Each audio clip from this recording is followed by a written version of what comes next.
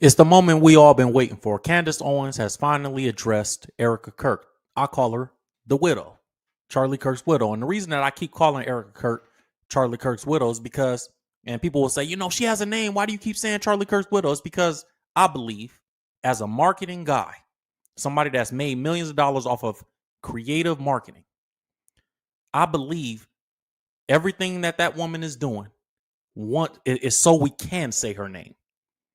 So even though I've said it on this live stream, there's a reason that I don't say in my titles and in my Charlie's widow, because I'm not going to fall for the propaganda. Candace Owens has finally responded and finally said something addressing Erika Kirk.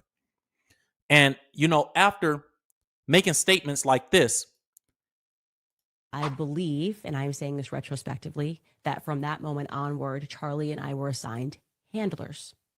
We assumed that Candace was going to come out and say, hey, I got some inside information. Erika looks a little funny. I held her up to the light and she looked a little funny up here.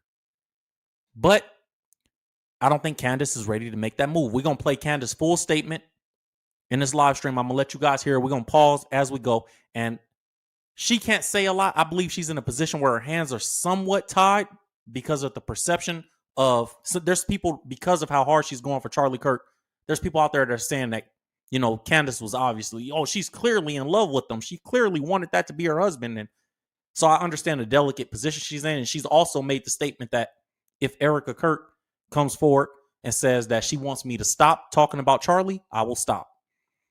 And so in order for her to kind of be who she is and do the content that she's doing, that everybody loves, the investigation that Candace is doing and the effort that she's putting behind trying to get to the bottom of what happened to Charlie Kirk, she still is in a delicate position where she can only do and say so much, I believe. So as we get this started, man, before we even jump into the content, I just want to stop and do what we always do in every live stream. We start with a prayer and ask that you guys hit that like button. We're going to start with a prayer and then we're going to get into it. Dear Heavenly Father, we come before you humbly and grateful, God. Thanking you for another day. Thanking you for everybody that's listening. God, I ask that you let everything that I say be clear. If it's correct, that it comes from you and you get the glory only, God. And if it's incorrect, let it be clear that it came from me and my error, God. I ask that you bless everybody's children, everybody's loved ones as they're struggling and trying to figure out how they're going to get through this time currently, God. Give them comfort, give them strength, and give them wisdom and guidance. In Jesus' name, amen. All right, man. So, obviously, like I said, Candace is in a position. She's been doing all this Charlie Kirk content. Now, we've seen a bunch of weird things surrounding this Erika Kirk, Charlie Kirk, the widow situation. One of the weird things that I've seen is how she keeps dabbing that same eye. Like it's like a twitch for her. Like when she fake cries, in my opinion, she dabs the same eye. And she said and made some statements like, oh, I'm under the microscope and everybody's analyzing my every move. Yet, and still, as Candace Owens, you're about to hear Candace Owens say, for whatever reason, Charlie Kirk's widow is doing an interview for the public. She's also announced that she's taken over Charlie's tour. So she's going on a world tour 6 or 7 weeks after her husband was just violently executed in public. And after months of him being made fun of by, some people online, some ignorant people online, while having 2 kids, after putting a statement out. If you guys don't remember the statement that she put out on his TikTok channel, where she was like, and it was on his TikTok channel, where she was like, your wife is not your this, and your wife is not your slave, and your wife is not your employee. That is your partner, and yada, yada, yada. And now she's going on her strong woman world tour in her leather pants, walking out to the crowd like John Cena, and just playing it up, man. Like, if anybody, and Candace addressed this in her statement, I'm about to play it for you guys. This man.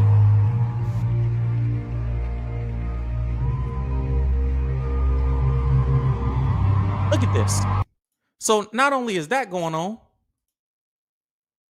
we see the weird interactions that she's having with Vice President J.D. Vance. Look at the hug. It's all strange. The hug with the hand in the hair. Let me rewind it a little bit. You see that? Then she says this. No one will ever replace my husband. No.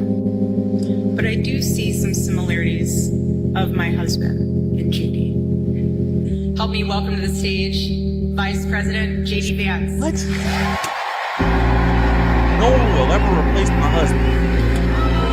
But I do see similarity in my husband and Vice President JD Vance. 7 weeks after your husband, 7 weeks after your husband has been murdered. Not like it was he passed away or somebody tried to rob him in the street. No, he was killed while on tour. Like, while on tour, man. You've done nothing but take advantage of the spotlight. Done nothing but come forward and pretty much just like launch your career off of it. Right? And so obviously people is going to look at this and like, what the heck is going on for real? Like, all the wives are looking at it and saying, this is not how a grieving woman acts. This is not normal grief. People that were defending her before have had to double back and say, okay, no, it is weird. Who goes on a world tour less than 2 months after an incident like this? Not only did you go on a world tour, you took over his platforms, and you've instantly, within like 3 weeks, 2-3 weeks, placed yourself in his seat at his company. Candace addressed all this. She addressed the things that she's been seeing. She's been, for whatever reason, like I said, I think it's a delicate situation for Candace because she knows Charlie Kirk personally and knew him and probably knew his kids. And so it's delicate, but she addressed a lot of this different stuff. Let's hear what she had to say, and we're going to break this thing down as we go, man, because she can't say what she really want to say, but guess what? I can, and I will, because I have to. Let's hear what Candace had to say about it. Check it out. Okay, so I want to address this. So many people have been writing into us, sending us emails, people that are paying in super chats, asking me to address Erika Kirk. And I guess my question back would be, what is there for me to address? She hasn't sat down for a long interview. All we have seen from Erika has been the speech at the memorial event for Charlie Kirk. I see the innuendo that is online. I am interested in investigating who killed Charlie Kirk. Pause right there. What is going on that you need? Candace, sometimes I think Candace is one of the smartest women I've ever heard. And then sometimes I go, oh, she is green as a cucumber. Like, Candace, what is there to investigate? What is there for you to address? Now, granted, some things are jokes. The leather pants and all that, like, all right, we playing around when it comes to that. The woman could wear what she want to wear. But there's a lot to address. Why did you take over the company that soon? Why are you fake crying? Let's just be honest. Let's not lie about it. Why are you fake crying every time we see you? Why are you dab the same eye? Why are you on this marketing tour? I'm a marketing guy. Why are you on this marketing tour? And I understand that it's a sensitive subject. I understand that this was his wife of 2 years or whatever it was, or 4 years, however many. I think it was like two or how long were they married, man? Let me get it accurate, so I don't put misinformation out there. I know they worked together too long. But I know that this is your wife and mother of your kids, and it's a delicate situation. And because of that, you want to make sure that you say certain things a certain way. Yeah, they were married for 4 years. So the wedding was May 2021, and he passed away September 10th, 2025. So I understand the delicate situation, but at some point we got to look at it and say, okay, we got to tell the truth, man. This woman walked into that room before she knew, or allegedly, well, she knew who he was, but before they knew each other personally. I'm talking about the widow. She walked into a room and she went in there looking for a job to work for Charlie Kirk and walked out with the husband, Charlie Kirk. Like, you went in for a job and walked out with the boss. You have an acting background. You have ties to Israel, serious ties to Israel. You have ties to Donald Trump. You have you had a political background. You studied international affairs in college and political science. Right? I think that's what her degrees are in, according to some reports. I'm talking about the widow. It all looks weird. You're hugging the vice president in a weird way. You're doing all this stuff really quick. It all looks weird, Candace, and you can't deny that. Maybe you can't say it publicly, but you can't deny that. Let's keep going. And the people that I have been reserving my ire for, my smoke for, my investigation for are the people that are blatantly lying. Okay. People that are just lying about Charlie Kirk. That was my reason for going after Alex Clark. She lied about the Catholic thing. That was my reason for going after Andrew Colvett, Mikey McCoy. Anybody that's told a lie, Rob McCoy, blood all over him, you got my attention.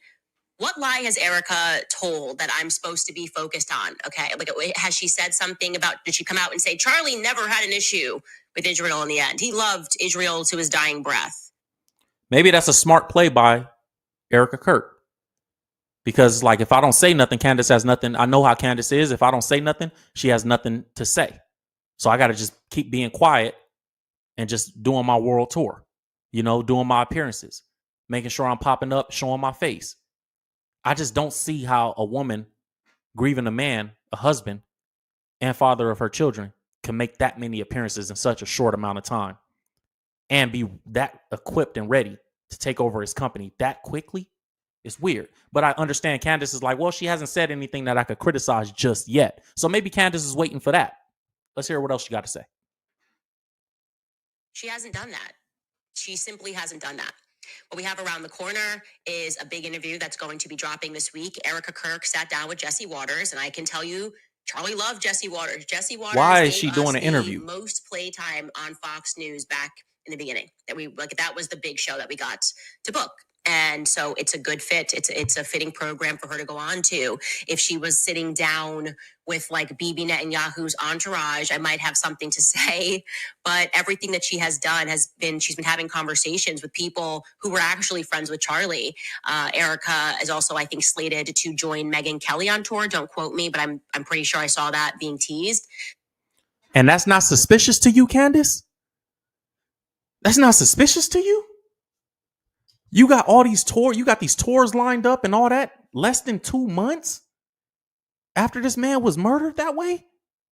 Why is Erika Kirk doing another sit down interview? Like, why? Who benefited the most from Charlie Kirk not being here? Who? I'm not going to answer the question. I'm just asking y'all. Y'all tell me. Who does it look like? You guys aren't, see, Americans, my mama used to say you could fool some of the people some of the time, but you can't fool all the people all the time. Sometimes you can get away with some propaganda and some BS and everybody overlooking and just go, oh, no, we so sad. And they'll project. A lot of people I see doing this, projecting how they feel onto that woman. I'm so sad. And it was so tragic what happened to that man. I'm putting myself in his shoes. If I'm a husband and a father, I can imagine if that happened to me, how my wife and kids, or the flip side of that, if that was my husband, women are saying, I would feel this way. And so they're projecting that onto her. But why I'm just like, I know Candace ain't no dumb woman, man. So she sees what we see, and I know she got to feel like, it got to be weird. And regardless of the jokes that people say about Candace online, she a black woman, so she got black woman discernment. I don't care what nobody say. And I'm halfway joking when I say that. But, this is all, it's all strange. But why not question, why is this woman going on tour? How is this woman going on tour if she's grieving so deeply? Oh, it's because she's got to carry his company and his legacy on. Yeah, but you couldn't wait 6 months to do that, 3 months. You got to see, there's a saying that says a crisis is a terrible thing to waste. In business, that's a saying. A crisis is a terrible thing to waste. And it seems like this woman is capitalizing on the crisis of her husband being killed in front of everybody. With all that blood coming out of in front of his kid. Come on, man. The widow's capitalizing. And so that's the only logical explanation I could come up with when I think about why she would not wait or grieve or go into a little bit of a silence for a period of time. Not Candace, Erika. It's because if we wait, then how do we get there's never going to be a bigger marketing moment for Turning Point USA than the death of Charlie Kirk. Never. There's never going to be a bigger opportunity to capitalize than right now. So we got to get you in front of everybody as fast as we can. And that's the only thing that logically makes sense to me, man. Let's hear what Candace got to say. Charlie opened up to Megan in the end. Megan stood 10 toes down on telling the truth, which is why I deeply respect her for doing this, about the pressure that Charlie was under. And it was not easy for Megan to do that, okay? She is still catching heat for the fact that she did that. So I feel like Erika is kind of sending a message here. She didn't ask me to be quiet. So I don't know what I'm supposed to do, a show on whether... Candace is saying because Erika hasn't asked her to be quiet, because Candace said, I'll be quiet if Erika tells me to. And because she didn't tell me to, then obviously she's sending a message to people saying that she's cool with what I'm saying. In my opinion, I think that that's a manipulation tactic and brilliant by Erika Kirk to keep Candace close. There's a saying, keep your friends close, keep your enemies closer. If Erika, with all the people that Candace attacks, if Erika's aligned with any of those people, it would be in those people's best interest for Erika to stay silent and keep Candace close. So if we ever need to reach out to Candace for something, you essentially, allegedly, can go from being Charlie Kirk's handler to somewhat of a handler for Candace now. You see how that worked? We can use this one with the widow. She used to be, allegedly, according to some people, Charlie Kirk's handler. And now we can use her somewhat to continue handling Candace as long as we let Candace have her little podcast, her little YouTube show. That's how them conversations could be going on behind the scenes. I like her hair, her outfits. That doesn't feel right. And also keep in mind that is the mother of Charlie Kirk's children. I had a real relationship with Charlie Kirk, a real friendship with Charlie Kirk, and what is left of him in this world are his two small children. We understand so to that. just take a baseless attack, if I catch her in a lie, it's a little different. But to just take an attack on her does not feel appropriate to me. I haven't seen any reason to do that. So I'm looking forward to the sit down with Jesse Waters. I think we're going to get a lot more from Erika, and we're going to see where her mindset is. Maybe Candace is setting it up where she could say, hey, I didn't catch her in a lie yet, but when she did that interview, I did catch her in a lie. So now I can say what I want to say. Maybe that's what Candace is trying to set it up for. She said, if I catch her in a lie, it's a little bit different, but I haven't caught her in a lie yet. So maybe and then she said, I'm excited to see this new interview that Erika puts out, which I can't imagine what the interview could possibly be about. We've heard your statement. You're just the wife, but maybe that's what Candace is waiting for. Currently, there is one clip that is going around, and I have some unsolicited advice for Erika, and I appreciate the sentiment of what she's saying here. Let's take a listen. This is Erika Kirk speaking. The defense wants to ban cameras in the courtroom. How do you feel about that? There were cameras all over my husband when he was murdered. There have been cameras all over my friends and family mourning. There have been cameras all over me, analyzing my every move, analyzing my every smile, my every tear. We deserve to have cameras in there. Bro, I gotta say it, man. I gotta stop. That's Charlie Kirk's widow. Oh, there's been cameras around me analyzing You put the cameras, you hired them. You put the cameras there. Now it's, they're analyzing my every move. What? You hired the camera people. You did the WWE main event memorial for Charlie Kirk. You the one that's going on a world tour, hiring camera crews to continue taking over that man's company. Like, why are they gaslighting? Why is she gaslighting us? Like we told her to put the cameras there. No, we had all the sympathy in the world. Said, man, look, when she make this statement, that first statement on his YouTube channel that she made right after 2 days after he passed away, 2 days, and for Candace to say, I haven't heard her lie yet. I have. You know what the lie was? I can't remember the last time I slept. He was murdered 2 days ago. It was 2 days ago the last time you slept. That was the first, if you guys remember that was the first weird, I was like, I can't remember the last time I slept. You making a statement 2 days later. He just got killed 2 days ago. You slept 2.5 days ago. That's when I knew, okay, this ain't normal. This is weird. Something going on. Hold on. But Her like, yo, they have cameras analyzing our every move. You have cameras up there. And this is why I say it's propaganda, y'all. It's marketing. You put the cameras there and then put the tears and the victimhood on.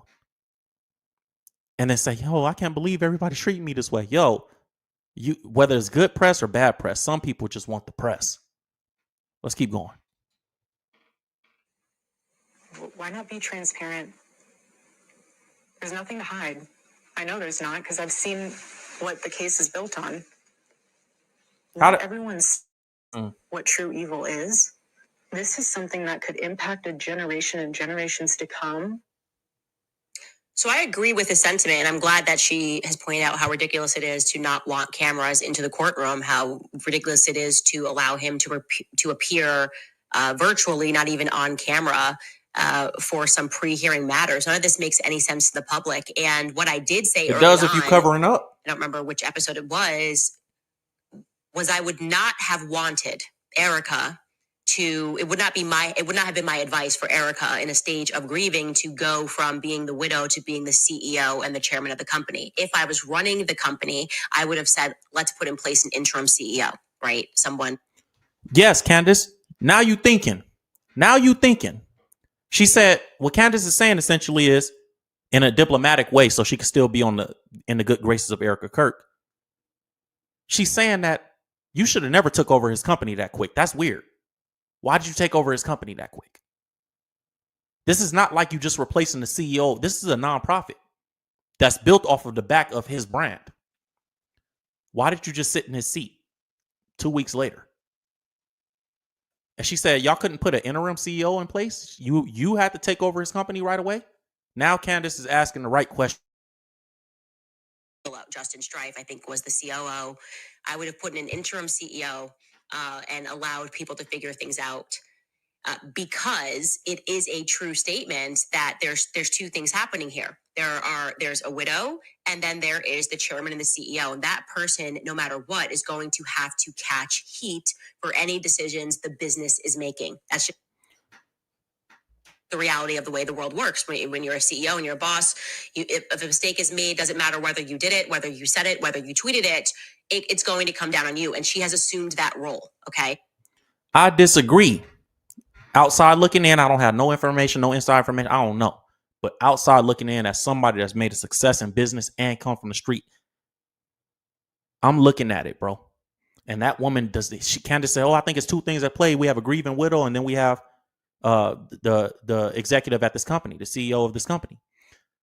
I look at it and I say, this is not a grieving widow. This is all about being a successor. She looks more like a successor than she does a woman that just lost the father of her kids and her husband, her life partner. The one that's flesh of her flesh and blood of her.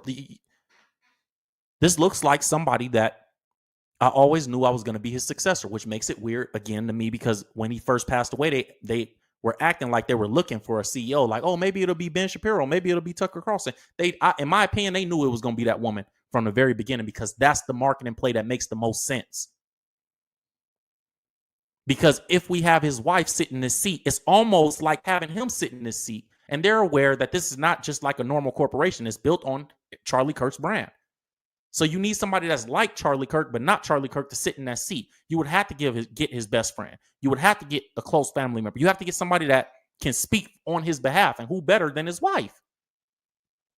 Which makes the whole situation look weird when you zoom out and you go, okay, hold on. So how does she get this job? How does she become his wife?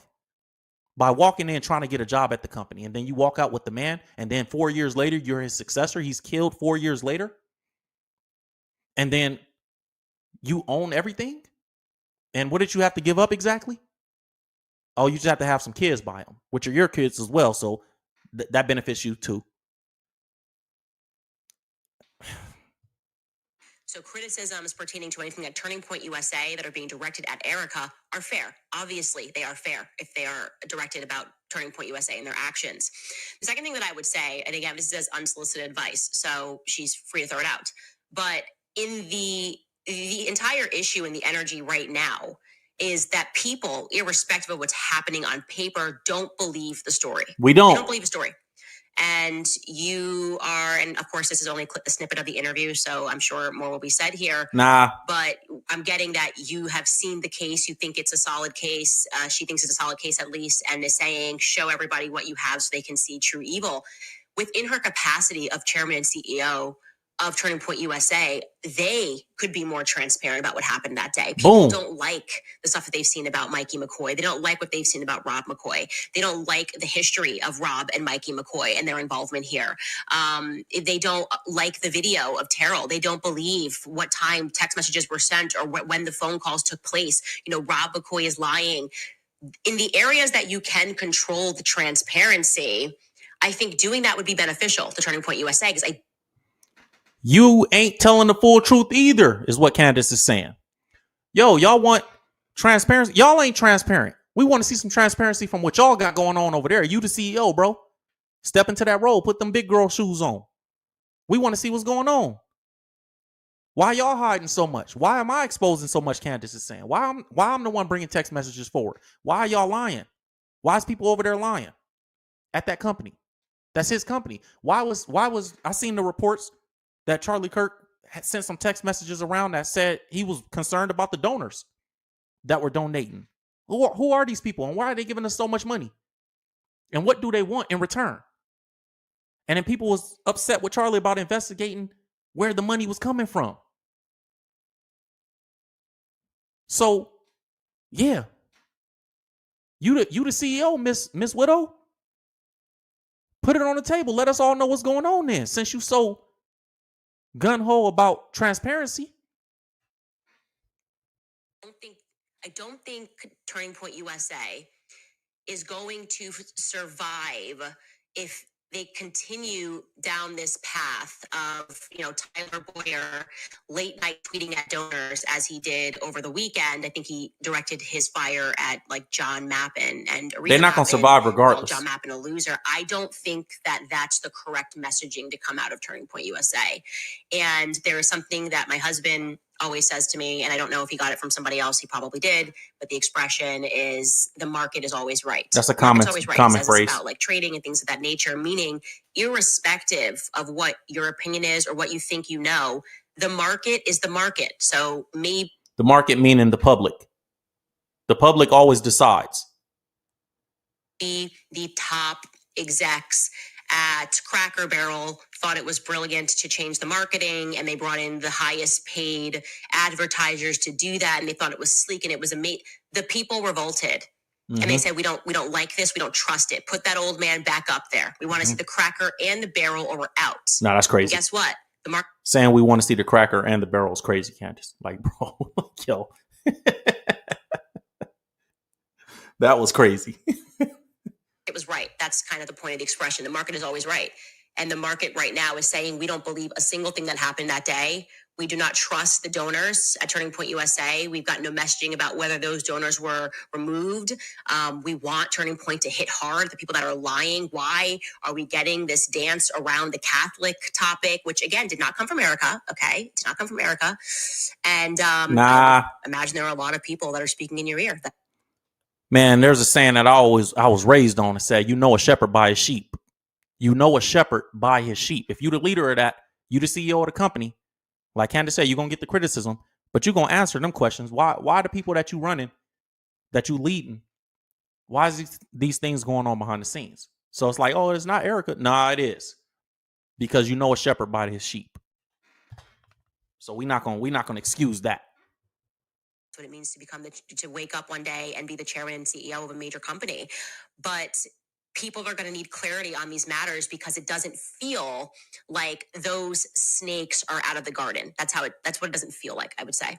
And so, yeah, I would say in every aspect that you can be transparent, which doesn't involve the feds, I would do that. Mm-hmm. I look forward to obviously watching the interview that is going to premiere in 2 days on Fox News with Jesse Waters. I will certainly be watching. So that's the full statement that Candace Owens put out about what's going on. Listen, man, success is one of them things that creates evil in others. The Bible talks about it, man. The Bible talks about the root of all kinds of evil being the love of money. And it's very specific. I think people misquote that scripture more than almost any other quote or any other scripture out of the Bible, because they forget that it's the love of money is the root of all kinds of evil, all manner of evil. Not all evil. All things evil don't come from the love of money, but all kinds of evil. If you do your word study on that scripture and you see what the original meaning in the Hebrew and the Greek translations are, it's the root of all kinds of evil. Meaning people do all kinds of evil things when money is involved and they love money. And that's what we're seeing here. That's what we're seeing here. As a marketing guy, I just see brilliant marketing, poor execution. Brilliant marketing plan on behalf of Charlie Kirk's company and the widow. Terrible execution. And people, look, I tell this to my clients, man, when I'm teaching people business. You cannot make up for bad ideas with good marketing. It's just not possible. If the idea is bad, no amount of good marketing is going to make it good. And so that's what we're seeing here. We're seeing a bad idea with a bunch of good marketing around it. And it's just, we see through it. We see through it. You know, you can't make up for bad ideas with good marketing. It has to be a good idea as well. And what we're seeing when we see Erika Kirk and this widow situation take over this company and all the marketing and the tours and the put her on camera every chance we get, and we need to get her in front of the president, in front of the vice president, add these people to the tour, and all these business moves. They're forgetting that people are real people when they're watching this. And people are going, wait a minute, didn't you just lose your husband? Because the same way that we internalize grief and project it onto other people is the same way we internalize common sense and project it onto other people. So common sense would say that this is not normal grieving. But they're expecting, because the people that are putting this marketing campaign of the widow on us, they're so detached from reality that they're expecting us to just go with whatever they put in front of us. And we're not. And we don't believe you. You need more people, in the words of Jay-Z. So that's what I believe about this, man. Believe literally probably none of what you see, but it's just, it's all an illusion. It's all an optical illusion. And it's all weird behavior. I'm going to be sitting around waiting for that interview as well, because I want to see, and we are going to continue to analyze what you say and do, because you're the one putting the cameras in front of yourself, Miss Widow. So yes, we're going to say, when she puts cameras in front of herself, why? If you're so sad about your husband, when are you going to take a moment to actually grieve and get off the internet, get out of the public eye? When? Because at this point, every move that's been made is disgusting. And we see through it. It's transparent. That's all I got for you guys on this live stream. God bless you guys, man. God bless your families and loved ones. I hope that you guys was blessed by this information. And man, let me know what you guys think about this situation, and hit that like button on the way out. I'll see you guys on the next live stream. Peace.